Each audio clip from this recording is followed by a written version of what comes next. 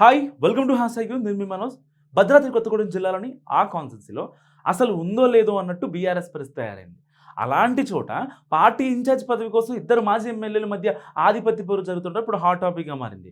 ఆ క్రమంలో మాజీ ఎమ్మెల్యేల వ్యవహార శైలి ఉన్న అరకొర గులాబీ శ్రేణుల్లో కూడా గుబులు రేపుతుందట. మరోవైపు పరిస్థితి చక్కదిద్దాల్సిన జిల్లా అధ్యక్షుడు సైతం ఒంటెద్దు పోకడలు పోతుండడంతో అక్కడ బీఆర్ఎస్ మనుగడే ప్రశ్నార్థకరంగా మారింది అంటున్నారు.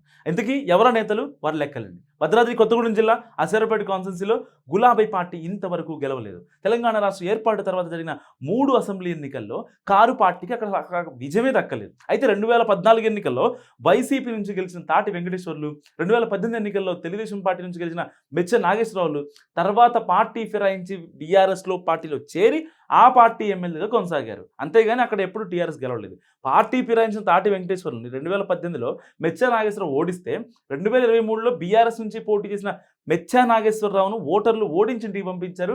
అలాంటి అశ్వరపేట కాన్స్టిట్యున్సీలో ఆ ఇద్దరు మాజీ ఎమ్మెల్యేల మధ్య జరుగుతున్న అంతర్గత పోరు గులాబీ క్యాడర్ని తీవ్ర గందరగోళాన్ని నెడుతుంది. సో బీఆర్ఎస్ పార్టీలోనే ఉన్న తాటి వెంకటేశ్వర్లు జిల్లా పార్టీ అధ్యక్షుడు రేఖ కాంతారావు, మెచ్చ నాగేశ్వరరావులను పద్ధతి మార్చుకోవాలని హెచ్చరిస్తున్నారట. సో తాను ఎన్నికల్లో ప్రచారం చేయకుండా ఉంటే గత ఎన్నికల్లో మెచ్చ నాగేశ్వరరావుకు డిపాజిట్లు కూడా వచ్చేవి కావని స్టేట్మెంట్లు కూడా ఇచ్చేస్తున్నారట. నాగేశ్వరరావు ఇటీవల కాన్స్టిట్యున్సీలోని మామిడి తోటలో తనకు సమాచారం లేకుండా రేఖా కాంతారావుతో సమాచారం ఏర్పాటు చేయడంపై తాటి వెంకటేశ్వర్లు ఇప్పుడు గురుగా ఉన్నారు. దానిపై తన మనసులో ఉన్న బాధను ఆయన తన అనుచరుల ముందు ఏకరువు పెట్టారట. సో కాన్స్టిట్యున్సీలో ఇలాంటి తోట రాజకీయాలు మానుకోవాలని తాటి వెంకటేశ్వర్లు మీడియా సమావేశం ఏర్పాటు చేసి మరి ఘాటుగానే విమర్శలు చేశారు.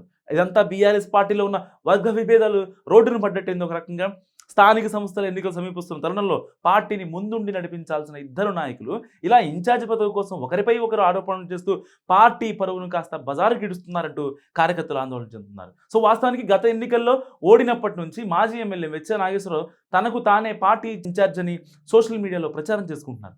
ఇదే తాజాగా ఇద్దరు మాజీ ఎమ్మెల్యేల మధ్య చిచ్చు కారణంగా మారిందనే టాక్ వినిపిస్తోంది. ఒకరినొకరు విమర్శించుకుంటూ పార్టీ పరువును బజారుకి ఇడుస్తున్నారనే వాదనలు కూడా బలంగానే వినిపిస్తున్నాయి. అశ్వరపేట కాన్స్టిట్యున్సీలో వాస్తవానికి ఈ ఇద్దరు నేతల మధ్య వైరం ఈనాటిది కాదు.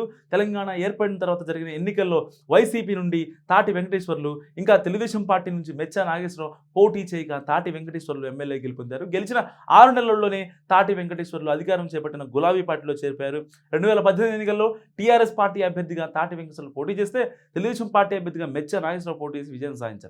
అయితే మెచ్చ నాగేశ్వరరావు కూడా మారిన రాజకీయాల పరిణామాలతో బీఆర్ఎస్ పార్టీలో చేరిపోయారు. అది వేరే విషయం. అప్పటి నుంచి ఇద్దరు మాజీ ఎమ్మెల్యేలు ఒకే పార్టీలో కొనసాగుతూ ఉన్నప్పటికీ కూడా అంతర్గతంగా వైరం కొనసాగుతూనే ఉంది. సో ఆ అగ్నికి ఆజ్యం పోసింది ఎవరో తెలియదు కానీ ఇప్పటికీ ఆ వైరం నడుస్తూనే ఉంది. రాష్ట్రంలో బీఆర్ఎస్ పార్టీ ఘోర ఓటమి తర్వాత ఉమ్మడి ఖమ్మం జిల్లాలో గులాబీ పార్టీ ఇన్ఛార్జీలుగా ఎవరిని నియమించలేదు.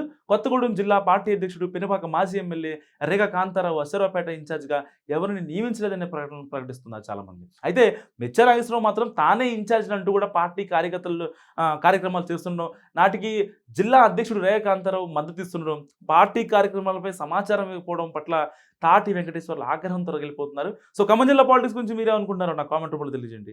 చూస్తూనే ఉండండి #.